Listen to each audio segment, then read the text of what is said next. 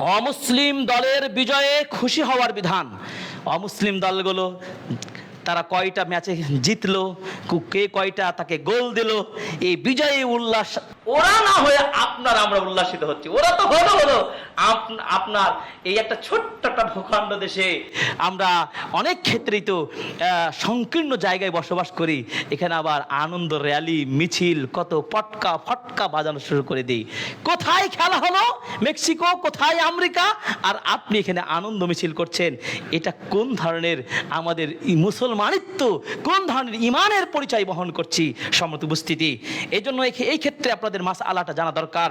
অমুসলিমদের বিজয়ে খুশি হওয়ার বিধান অবস্থান ভেদে কয়েক ধরনের হতে পারে। এক, মুসলিমদের ওপর অমুসলিমদের বিজয়ী খুশি হওয়া। মুসলিমদের ওপর অমুসলিমদের বিজয়ী খুশি হওয়া, এখানে আনন্দকারী নিয়ত থাকবে। অমুসলিমদের ধর্ম যেন মুসলিমদের দিন ধর্মের বিজয় লাভ করে, এই একটা টার্গেট। অমুসলিমদের ধর্মটাই তো ফোকাস হচ্ছে না, যে অমুসলিমরা বিজয় আমরাও তার বিজয়ে আনন্দ করছি। তো তাদের সেই ব্যক্তি, তাদের ধর্ম, তাদের রীতি, তাদেরকে আপনি ফোকাস করে তুলছেন। এই নিয়তে যদি আপনি খুশি আনন্দ র্যালি এই সব করেন, তাহলে খুশি হন, তাহলে ওলামাদের ফতোয়া হচ্ছে তিনিও কাফের হয়ে যাবেন এবং দারুণ ব্যক্তি ইসলাম থেকে খারিজ হয়ে যাবেন। আবু ফাইসাল আল বাদরানি আল ওয়ালা আল বারা কিতাবের তিনি 40 পৃষ্ঠায় তিনি এই ফতোয়াটি উল্লেখ করেছেন। 2 নম্বর, অমুসলিমদের ওপর অমুসলিমদের এমন বিজয় খুশি হওয়া যাতে মুসলিমদের কল্যাণ আছে।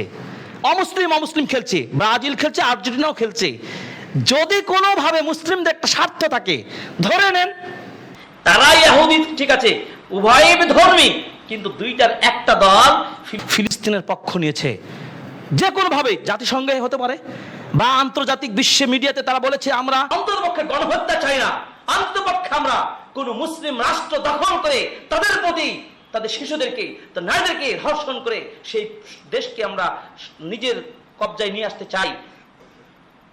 যারা চাই আর যারা তার বিপরীতে বলে আমরা চাই না, এই নিন্দা বিবৃতি জানাই, তাহলে দুইটাই বেধর্মী, তারা কি একই লেভেলে থাকলো না। এই ক্ষেত্রে মুসলিমদের একটা স্বার্থ অর্জন হলো।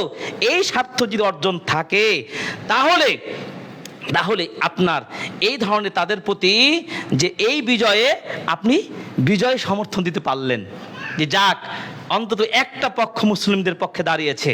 যার উদাহরণ হিসাবে যে অগ্নিপূজকদের সাথে মুশরিকদের বেশি মিল রয়েছে, আর কিতাবধারী খ্রিস্টানদের সাথে মুসলিমদের মিল বেশি রয়েছে, আহলে কিতাবদের সাথে। তো খ্রিস্টান পরবর্তীতে যে রাসূলের যুগে যে খ্রিস্টান রোমকরা বিজয় লাভ করবে, এই রোমকদের আপনার খ্রিস্টান রোমকরা বিজয় লাভ করবে, এই মর্মে আল্লাহ সূরা রুমের মধ্যে আয়াত নাজিল করেছেন।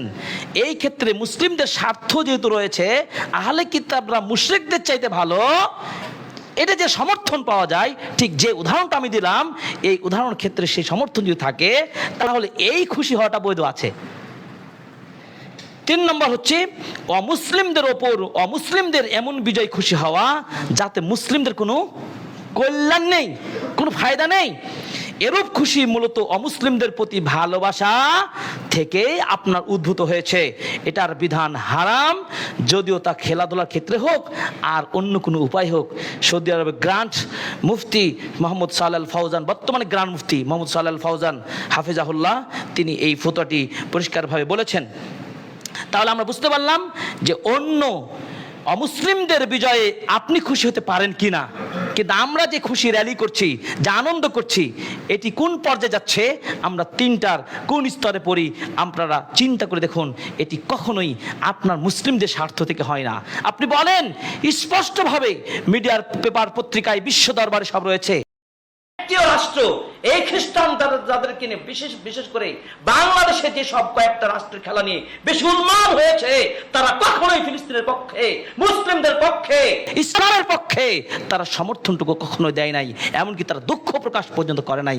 আপনি তার খেলা নিয়ে এত উন্মাদ হওয়ার কোন স্বার্থে করেন? আপনি মুসলিম আছেন না নাই, একটু তদন্ত করে আপনি খুতবাটা শুনেন, আপনি বুঝবেন আপনার অবস্থানটা। আপনাকে আমি বলবো আপনি কাফের, আপনি দেখেন আপনি কাফের হয়েছেন কিনা, আপনি অমুসলিমদের আকীদা ধারণ করেছেন কিনা, আপনি তদন্ত করেন, পড়াশোনা করেন, আপনার অবস্থান খুঁজে পাবেন।